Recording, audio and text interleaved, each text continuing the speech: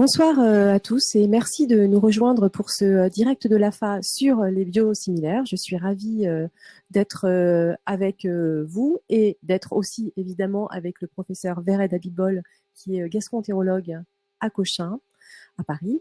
Ce soir, donc, un sujet qui est quand même un sujet un petit peu pointu finalement, parce que on sait que il y a dans les centres, en particulier dans le service de gastro-entérologie, dans les CHU, au moins un malade sur deux qui est traité par une biothérapie, souvent des anti-TNF, et seulement 20% d'entre eux savent ce qu'est un biosimilaire.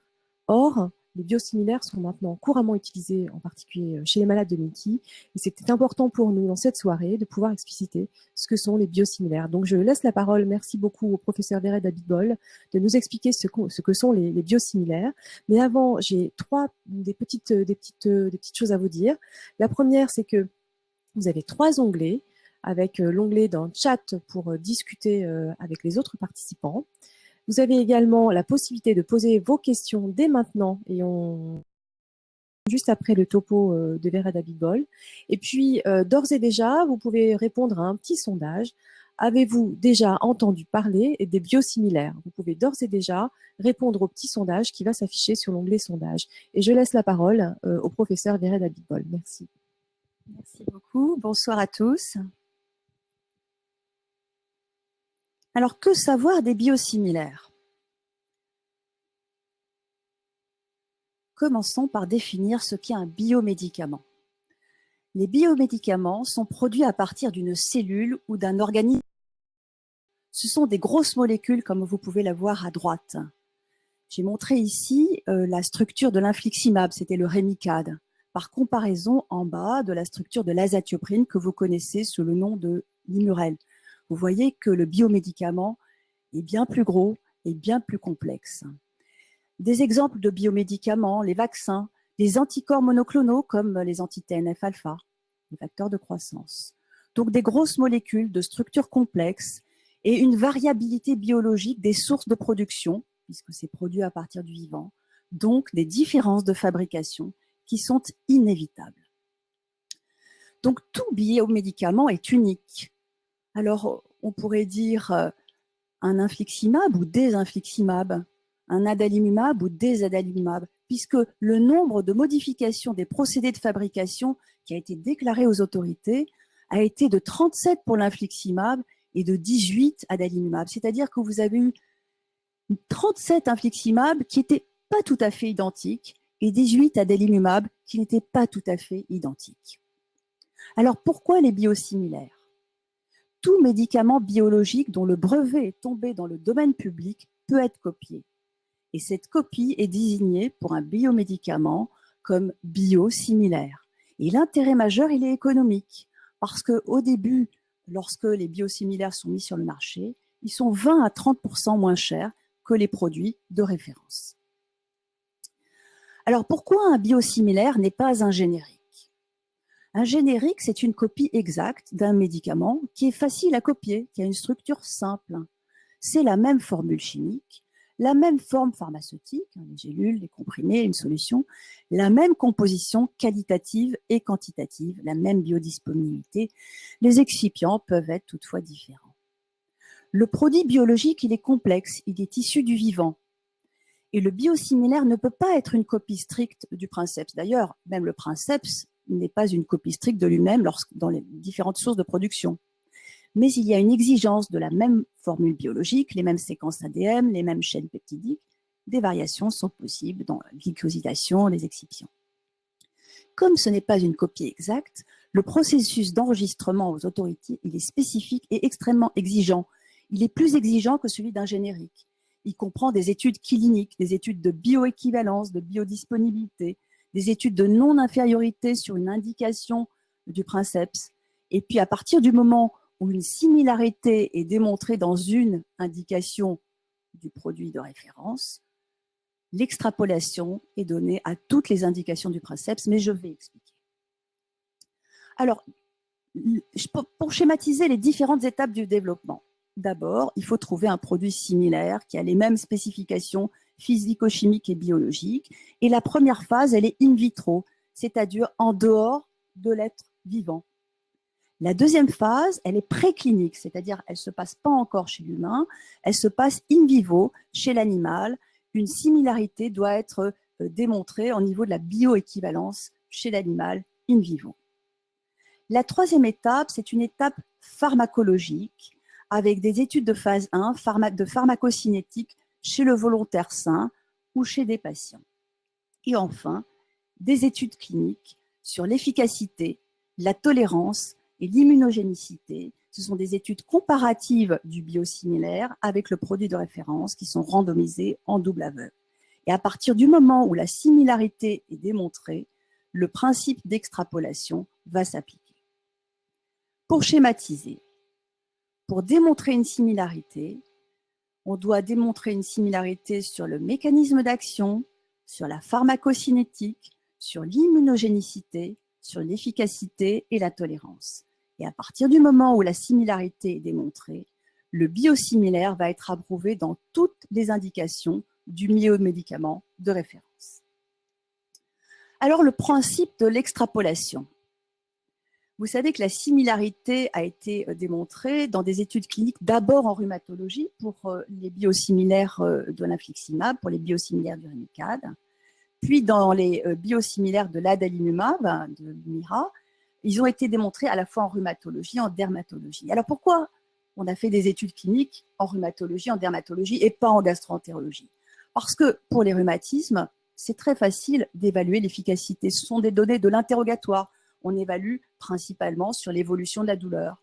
Et puis, pour le psoriasis, il suffit de regarder l'aspect visible des lésions cutanées. Donc, on évalue l'efficacité de façon facile et les études sont plus rapidement closes et ont la démonstration de similarité plus rapide.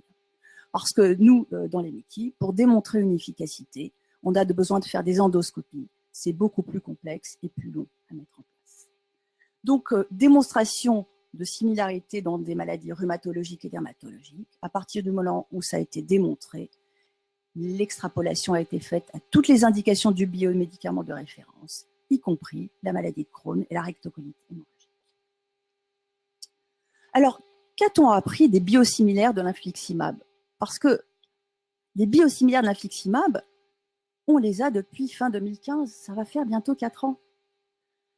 Ça fait 4 ans que d'abord on a eu le CTP13, qui était le premier biosimilaire de l'infliximab, connu sous le nom, on a eu Remsima, on a eu Inflectra, et puis on a eu Flixabi, parce qu'avant 2015, on ne connaissait que le Remicade, qui est le biomédicament de référence.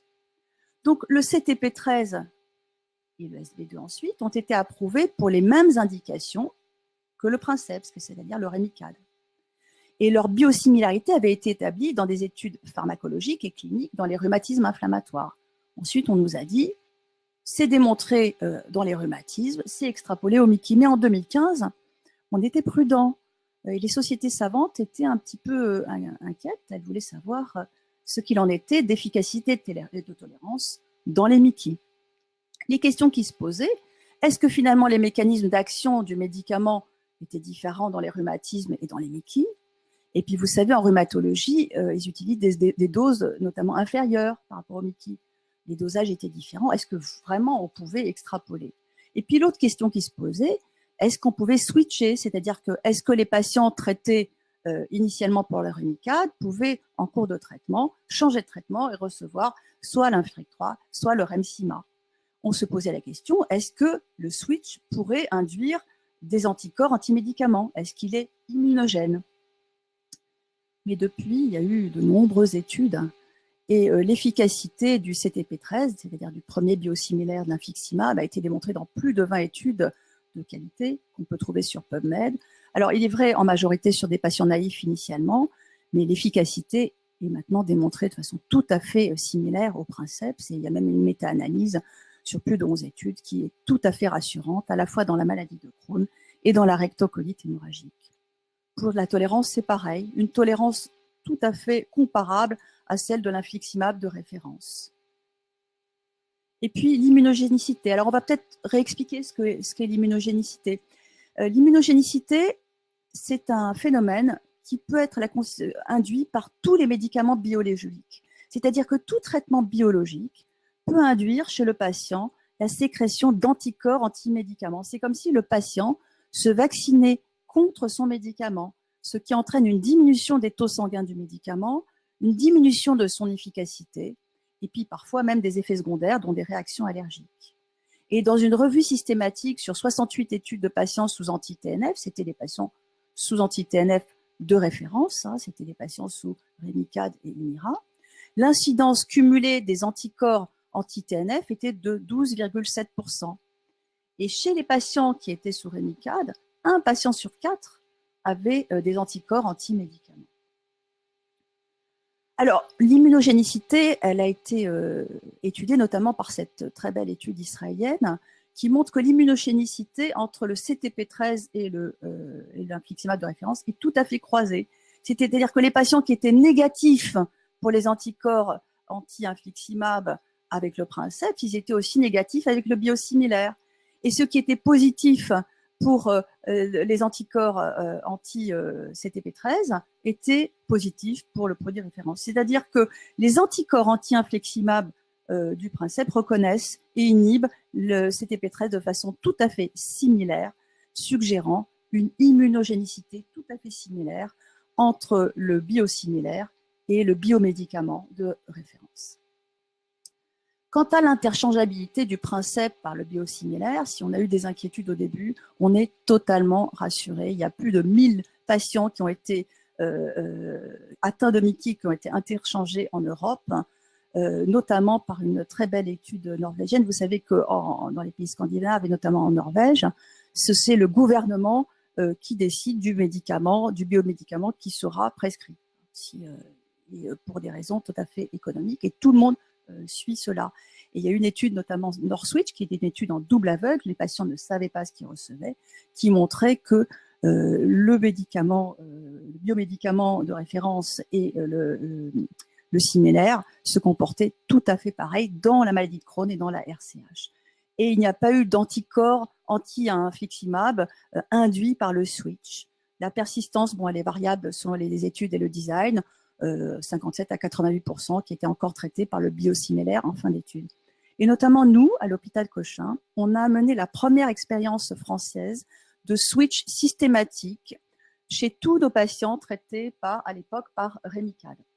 C'est-à-dire que les services qui traitaient les patients par Remicade, c'est-à-dire la rhumatologie, la gastro-entérologie et les internistes qui traitaient les UVI, se sont tous mis autour d'une table avec les pharmaciens et on a décidé de tenter cette expérience de switch. Il y a eu 260 patients inclus, atteints de polyarthrite rhumatoïde, de spondylarthropathie, de MICI et aussi d'uvéite, qui ont été switchés. Eh bien, l'étude d'efficacité, l'étude de tolérance et l'étude d'immunogénicité, parce qu'on a fait des dosages sanguins, on a mesuré les taux des médicaments et là, on a recherché des anticorps anti-médicaments, n'était absolument pas modifié par le switch. Et après 6 à 9 mois d'études, plus de 85% des patients étaient encore traités par le biosimilaire. Il faut savoir que des patients qui arrêtent le traitement avec le médicament de référence, le Remicade, c'est quelque chose de connu, hein. Il y a des pertes d'efficacité aussi. Donc, c'était tout à fait comparable par rapport à ce qu'on connaissait déjà de l'infliximab. Alors aujourd'hui, depuis octobre 2018, les biosimilaires de l'adalimumab sont arrivés. Jusqu'à la semaine dernière, on en avait 2 sur le marché. Depuis quelques jours, on en a 4 et on va en avoir encore. Ils sont disponibles. La similarité a été démontrée dans des indications de rhumatologie, dans les rhumatismes inflammatoires et aussi dans le psoriasis. Il y a même des études qui ont un design de switch, c'est-à-dire que les patients ont été interchangés et puis encore à nouveau interchangés entre le similaire et le produit de référence. La similarité est démontrée. Elle est maintenant extrapolée au MICI. Votre gastro-entérologue vous en parlera sûrement. Vous verrez la différence, elle est probablement sur les injecteurs et ça, on pourra en rediscuter. Cette diapositive vous montre les montants remboursés en ville en 2017 par groupe de biosimilaires dont la prescription initiale est hospitalière. Et comme vous pouvez le voir, l'adalimumab arrive en tête avec près de 500 millions d'euros remboursés en 2017. Vous voyez, l'enjeu économique il est absolument énorme. Et puis ici, je vous montre les données du CHU de Rennes qui m'ont été gentiment prêtées par Guillaume Bouguin. En gris, vous avez les montants dépensés pour l'infliximab. Et puis, vous voyez qu'à partir de 2016, c'est le moment où ils introduisent le similaire.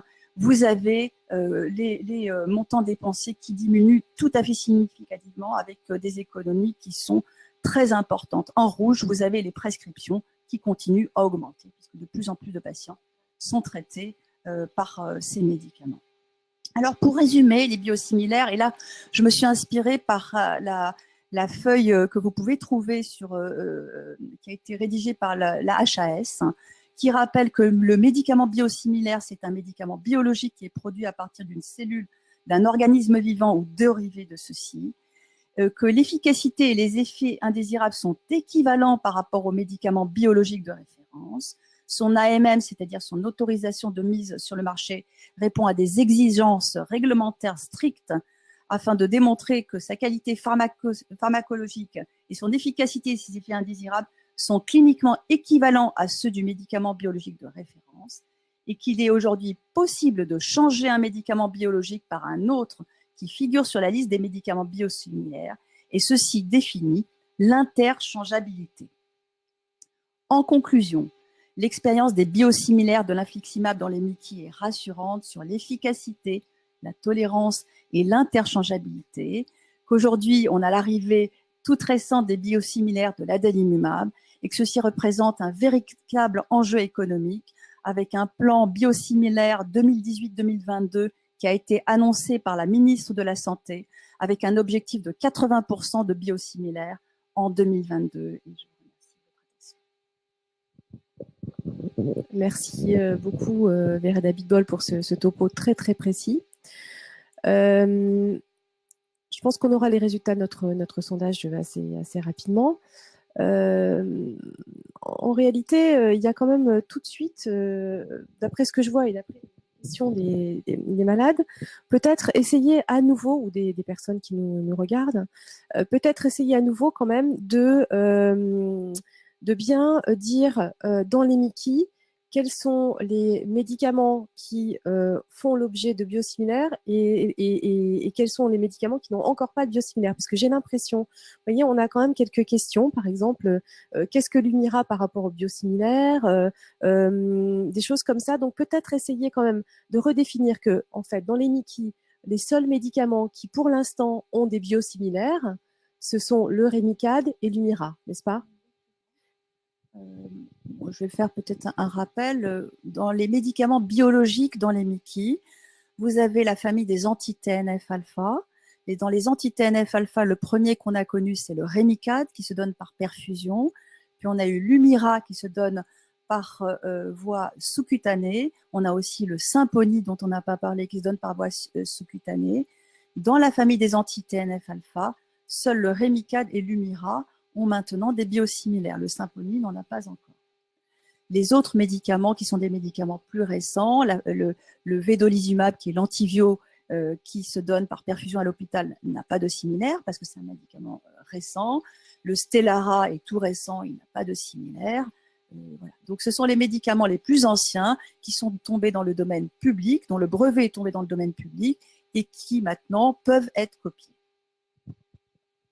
D'accord. Dans le même ordre d'idée, il y a des personnes qui demandent, en gros, qu'est-ce que c'est le princeps? Qu'est-ce qu'un princeps ou un médicament de référence? C'est-à-dire, en fait, qu'est-ce que ça veut vraiment dire? Alors, le médicament de référence, le princeps, c'est le premier que vous avez connu sur le marché.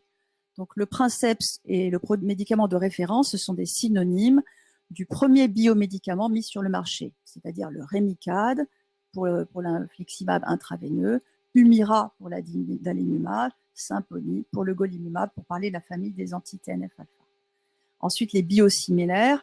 Vous avez pour les biosimilaires du Remicade, vous avez l'Inflectra, le Remsima et le Flixabi. Il va y en avoir d'autres qui vont arriver. Pour les biosimilaires du Lumira, vous en avez plusieurs. Vous avez Imraldi, vous avez Amgevita, vous avez Irimose, vous avez Ulio, et vous en avez d'autres qui vont arriver. J'espère ne pas en avoir oublié. Alors, on a pas mal de questions, en particulier sur l'efficacité et la tolérance, hein, puisque vous avez démontré sur ces études qu'en effet, il y avait des études qui démontraient qu'il y avait une similarité entre le médicament de référence et puis les biosimilaires. Mais j'ai quand même des patients qui disent que certains ont effectivement déclaré des effets secondaires différents qu'ils n'avaient pas sous médicament de référence. Qu'est-ce que vous pouvez répondre à ces patients? Oui, effectivement, il y a eu des déclarations d'effets secondaires et c'est toujours difficile de changer un médicament pour un autre, surtout que le premier nous a sorti d'une mauvaise passe. Et aujourd'hui est décrit ce qu'on appelle l'effet nocebo, c'est-à-dire la description d'effets qui n'étaient pas attendus avec un médicament. Et on pense aujourd'hui que ces effets-là sont des motifs d'arrêt du traitement. Maintenant, les patients qui ont décrit des effets secondaires et qui ne les ont plus avec le médicament de référence, on leur a laissé le médicament de référence. C'est difficile de savoir exactement. Mais on pense aujourd'hui, enfin, les études montrent que peut-être que ces effets sont liés à l'appréhension au changement. Bon, les phénomènes, c'est difficile, hein.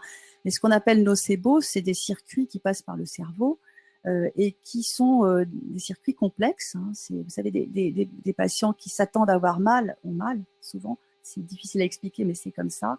Et ça peut être expliqué même de façon pharmacologique.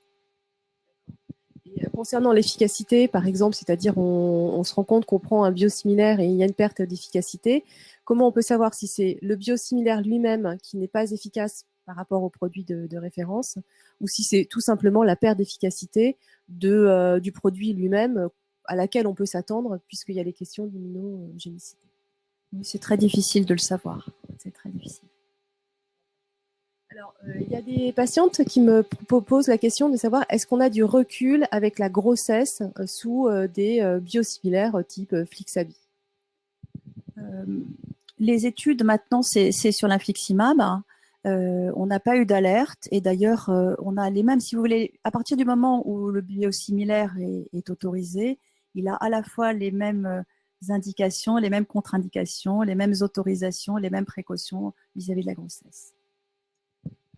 Un autre patient qui dit finalement, c'est quoi l'intérêt des biosimilaires en dehors de l'intérêt économique? C'est une excellente question parce qu'aujourd'hui, le principal intérêt, il est économique. Et vous avez vu, je vous ai montré les taux de remboursement. Ce sont des enjeux économiques de millions d'euros. Donc, ce ne sont pas des petites économies. Donc, c'est un véritable enjeu économique. Mais effectivement, il n'y en a pas d'autres. Et alors là, bon, bah, de toute façon, si là on vous l'avait pas posé, moi je vous l'aurais probablement posé. Est-ce qu'on peut refuser d'avoir un biosimilaire si on nous le propose? Évidemment, si on vous le propose et que vous refusez, on va respecter. Mais vous savez que dans les hôpitaux, si on a encore gardé une petite réserve encore du médicament de référence, dans l'avenir, tout va dépendre de l'alignement des prix. Vous savez aussi que l'intérêt économique, il est surtout dans les 2 premières années, parce qu'à l'arrivée d'un biosimilaire, déjà le médicament de référence, il baisse ses prix. Mais il n'a pas le droit de baisser jusqu'à un certain niveau pour laisser au nouveau médicament le temps de s'installer. Donc pendant 2 ans environ, les biosimilaires sont significativement moins chers, pas des petites économies. Et il est très vraisemblable que dans les années à venir, les prix vont s'aligner. Alors j'ai une question que je trouve intéressante parce que c'est une question justement. Est-ce que en tant que patient, nous avons la possibilité d'être informés de l'interchangeabilité de ces biosimilaires qui sont injectés par souci de transparence? Anne, est-ce que vous pouvez préciser la question? Est-ce que en fait tous les patients sont informés qu'ils vont prendre un biosimilaire? Alors, oui. Tout va en cours de traitement ou en induction? En induction, on n'a pas plus d'informations à donner que l'information qu'on va vous donner en tout début de tout biomédicament. Hein, c'est ce que disent les autorités. Alors, en interchangeabilité pour l'intraveineuse, c'est évident que les patients sont informés. En sous-cutané, le patient le voit. L'injecteur est différent, la couleur est différente. Voilà, pour la sous-cutanée, il n'y a pas moyen d'échapper à être au courant. Et donc, justement, sur ces biosimilaires de Lumira qui arrivent donc en ville, hein, c'est-à-dire que finalement, quand on va chercher à l'officine, en pharmacie, sa boîte Lumira, on voit très bien à quoi elle ressemble et tout. Donc, forcément, quand on va aller voir acheter son biosimilaire de Lumira, on va trouver des boîtes différentes, des noms différents. Donc, on peut se poser un certain nombre de questions. Est-ce que le pharmacien, un peu comme les génériques, hein, a le droit de substituer un biomédicament de référence par un biosimilaire? Alors, aujourd'hui, absolument non. C'est-à-dire que le pharmacien doit délivrer le nom de spécialité et prescrit sur l'ordonnance. Si c'est un tel biosimilaire, c'est celui-ci et il n'est pas remplacé par un autre biosimilaire. Si c'est le médicament de référence, il doit vous donner le médicament de référence. Aujourd'hui, le pharmacien n'a pas le droit de substituer de son plein gré. Alors, il y a une question intéressante aussi, c'est sur finalement, ok, admettons que donc le produit est similaire, il a été démontré qu'il avait autant d'efficacité et autant de tolérance que le produit de référence. Sur la question donc des biosimilaires de Lumira, il va y avoir des différences de dispositifs médicaux. C'est ce que vous disiez en fait, hein, d'appareils. Hein. Les stylos seront peut-être un peu différents. Donc là-dessus, comment on va se baser, comment on va s'y retrouver sur ces différences en fait d'injecteurs, de seringues, d'aiguilles? Oui, c'est-à-dire que ce sont des produits qui sont tous similaires, mais la composition, les excipients sont légèrement différents. Il y en a qui vous diront il y a du citrate, pas du citrate. Il y a des différences de volume. Comment s'y retrouver? Personnellement, moi, quand j'ai un petit peu de recul, j'ai prescrit déjà des biosimilaires de l'adalimumab. J'ai montré les dispositifs à mes patients, je les ai laissés choisir le dispositif qui leur plaisait le plus. Aujourd'hui, moi j'ai testé les 2 premiers qui étaient disponibles sur le marché, des très bons retours, enfin les mêmes retours qu'avec le produit de référence. D'accord, donc si je comprends bien, finalement, c'est vrai que sur la question des biosimilaires de Lumira, et là, le patient pourra éventuellement avoir la main quand même sur ses préférences liées. Moi, je pense qu'il faut présenter voilà l'injecteur, lequel vous convient le mieux. Il y en a qui utilisent plus le pouce, d'autres pas le pouce. Il y aura des formes différentes. C'est tous des injecteurs qui ont montré leur efficacité dans d'autres indications et même avec d'autres médicaments injectables en rhumatologie, par exemple. Donc, ce sont des bons dispositifs.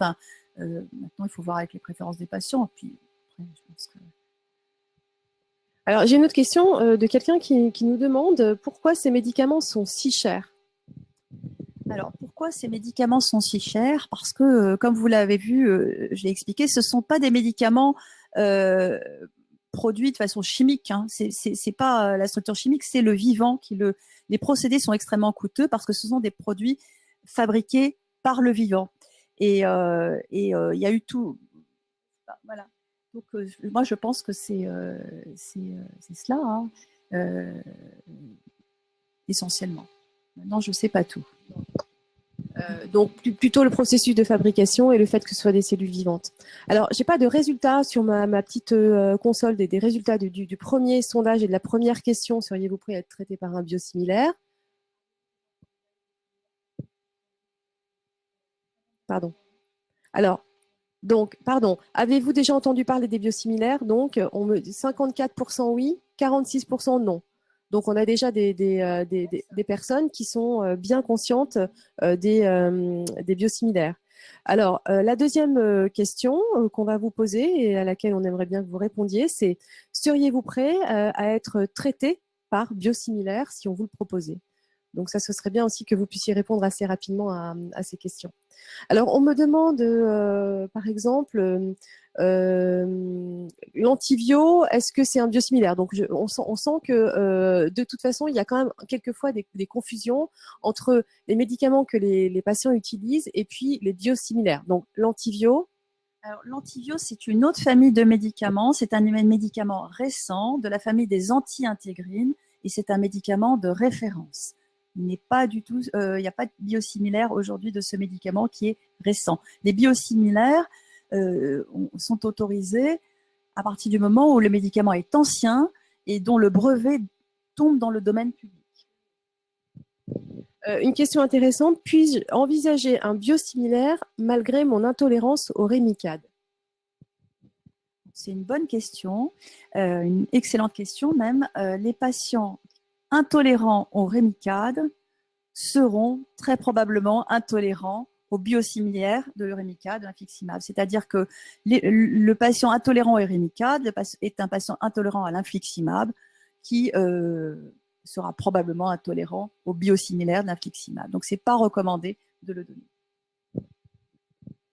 Alors, une autre question, peut-on réagir différemment au produit lorsque, en fait, il est issu de 2 chaînes de production différentes? Ça, je suis incapable de vous répondre. Normalement, ce sont 2 chaînes de production différentes. Les différences sont vraiment minimes. Donc, c'est pas sur la structure du médicament en soi-même. Hein. Mais je ne connais pas la réponse. Autre question. En tant que patient, pouvons-nous être assurés que les labos qui commercialisent les biosimilaires offrent les mêmes services d'accompagnement pour nous et pour les médecins? En tout cas, on leur conseille de continuer à être des partenaires avec les patients et on leur rappelle que les patients y tiennent et qu'ils ont été bien accompagnés au début lorsqu'on a eu les produits de référence.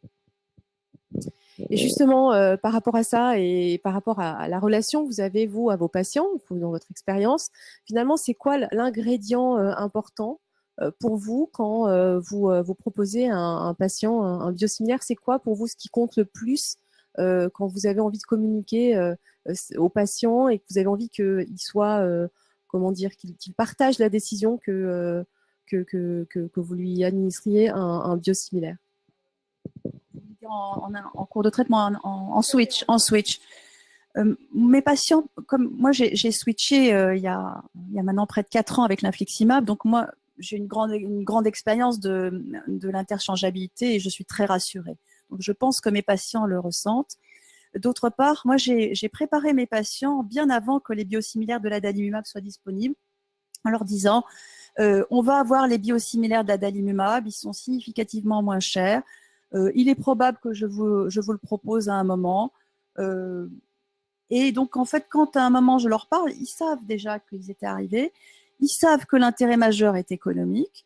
Et puis, il y a des patients qui ressentent la responsabilité, qui se sentent impliqués dans les économies de santé et qui me disent oh, je veux bien essayer. Alors, on y va. Je dis lequel vous voulez. Allez, oh, j'ai mes injecteurs dans la poche, je leur montre. Puis là, j'en ai un récemment, il me dit bah, c'est comme Lumira, là, oui, pas de problème. J'ai pas eu de mauvais retour pour l'instant. Mais je le fais vraiment en partenariat et en transparence complète avec mes patients. Je leur en parle plusieurs fois, je passe jamais en force. Et puis, en général, c'est le patient qui me dit allez, je veux bien essayer maintenant. Et la question aussi du temps, parce que c'est vrai qu'on avait l'impression que certains centres hospitaliers, par exemple, en particulier sur le biosimilaire du Rémicade, bah oui, laisser le temps finalement aux patients de réfléchir à ça et de prendre le temps, c'est-à-dire de ne pas forcément prendre la décision tout de suite en consultation ou à l'hôpital de jour quand on arrive, mais plutôt de prendre nécessairement le temps de s'informer et de se sentir rassuré par rapport à ça. Oui, le temps est très important. Vous êtes les premiers à le savoir. Une maladie chronique, le médecin, on le fréquente beaucoup et nous, on fréquente beaucoup nos patients. C'est l'histoire d'une vie et du temps, on en a. Donc, même les patients qui étaient réticents au début, ils ont fini par accepter, ils ont vu que ça se passait bien. Donc, du temps, on en a et il faut prendre son temps, il ne faut pas passer en force. Ça, c'est quand même un message et je pense que les patients apprécieront. Il ne faut pas passer en force parce que finalement, c'est contre-productif en fait. Il faut bien expliquer les enjeux et être vraiment décidé avec le patient. C'est une décision commune. Alors, du coup, on me pose quand même pas mal de questions sur le processus de fabrication. Est-ce qu'il est fiable? Est-ce qu'il n'y a pas de risque de rupture de stock? Où est-ce que ces médicaments sont fabriqués? Alors, bon, on n'a pas toujours les informations, mais la plupart du temps, les laboratoires pharmaceutiques sont plutôt transparents là-dessus. En fait, il y a plusieurs pays, hein, je ne vais pas tous vous les citer, de fabrication. La plupart des laboratoires sont déjà des laboratoires qui fabriquent d'autres biomédicaments, qui ont une grande expertise et qui juste se sont mis à faire le biosimilaire, mais ils fabriquaient déjà des biomédicaments auparavant. Alors, on a le résultat de notre sondage sur seriez-vous prêt à être traité par biosimilaire? Et là, grande surprise, à presque 70%, 69% de personnes qui nous regardent seraient prêtes à être traitées par biosimilaire si on leur proposait. Donc, c'est plutôt un bon début. Bon, je vois que il est déjà 19h07. On a bientôt terminé cette séance. Est-ce qu'il y a des choses que vous voudriez rajouter au sujet des biosimilaires, de comment vous voyez les choses dans l'avenir sur les biosimilaires, vous avez dit quelque chose tout à l'heure sur le plan Buzyn la 2022, sur le fait que 80% des patients devaient être traités maintenant par biosimilaires. Qu'est-ce qu'on attend du coup de l'économie de santé qu'on va faire sur les biosimilaires? Vous avez vu que les sommes remboursées, elles sont énormes, hein, ça se chiffre à des centaines de millions d'euros, donc on attend des économies. Vous savez, quand un biosimilaire arrive, c'est un produit concurrent, tout le monde s'aligne. En fait, même le produit de référence baisse ses prix. Donc la concurrence, quelque part, est saine pour faire baisser les prix. Et on attend des économies de santé significatives. Et qu'est-ce qu'on pourrait faire du coup avec ces économies de santé, à votre avis? Merci Anne. Évidemment, un des motifs qu'on dit, c'est que ces économies de santé pourront servir à la recherche, à la mise à disposition de nouveaux médicaments. Et j'espère que c'est comme ça que que l'argent de ces économies sera utilisé. Et puis, donc finalement, pour conclure cette soirée, quels pourraient être les mots-clés vis-à-vis des biosimilaires, de ce qu'on attend les patients? Quels seraient les mots-clés? Est-ce que ce serait… Je pense qu'il faut vraiment informer, prendre le temps, informer, ne pas penser qu'il faut tout décider là maintenant tout de suite. Demander peut-être un complément d'information si on a la chance d'avoir une équipe d'éducation thérapeutique, parce que les infirmières expliquent d'une autre façon, il y a une autre relation. Surtout, posez vos questions. L'HAS a fait un formulaire qui est très bien fait sur l'explication des biosimilaires. Vous pouvez le trouver en ligne, je l'ai montré là dans mon topo. Vous verrez, vous serez rassurés. Et puis essayez. Voilà, essayez, je pense que c'est facile d'essayer. Alors, je rappelle aussi que sur le site de l'AFA, vous avez plusieurs informations sur les biosimilaires, notamment aussi une fiche très bien faite, que sur les fiches traitement du JETED, qui sont aussi sur le site de l'AFA et du JETED, vous avez également des fiches sur les médicaments biosimilaires.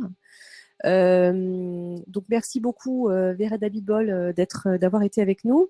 D'abord pour vous dire que cette émission sera rediffusée en replay et que ce replay vous sera envoyé par mail et que vous pourrez donc revisionner ce direct depuis la chaîne YouTube également de l'AFA Web TV. La prochaine fois, il y aura une conférence en direct de l'AFA sur les traitements de demain et ce sera le 20 mars à 18h30 avec le docteur Antoine Racine, les traitements demain. Je pense que c'est quand même vraiment intéressant. Et puis, on remercie le ministère de la Santé qui est partenaire en fait et qui soutient ces conférences web. Et vous verrez assez rapidement, je pense, sur le site de l'AFA, les prochaines émissions en direct avec des thématiques qui sont toujours assez diverses et qui, en général, intéressent beaucoup. Voilà, merci beaucoup et on vous souhaite à tous une bonne soirée en espérant que vous y voyez maintenant un petit peu plus clair sur les biosimilaires. Merci beaucoup.